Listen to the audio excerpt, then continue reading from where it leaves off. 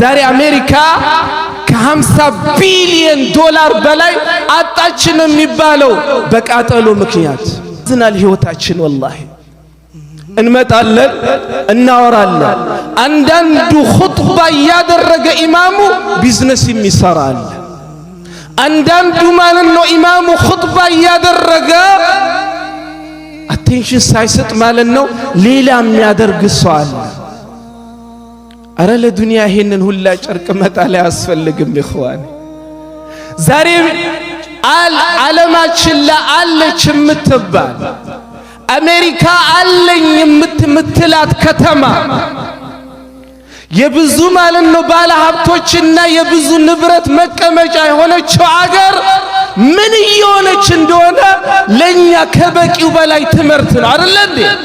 ዱንያ ማለት ያችላት ዛሬ ትላንት በዱንያቸው ሲደሰቱ የነበሩ እኛ ሙስሊሞች የሰው ልጆች ንብረት ሲጠፋ እንደሰተም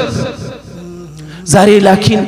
ያ ሁላ ዱንያ ጠፍቶባቸው ቁጭ ብሎ ያለቀሱ ነው ዱንያ ማለት ያችላት ወላሂ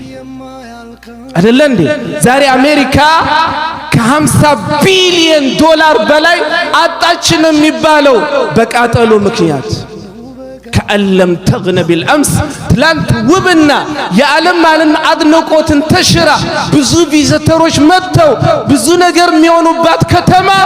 ዛሬ የሸሿት ነው ለዱንያ ብዙም ጨርቅ መጣል አያስፈልግም ለአኺራችን እንልፋ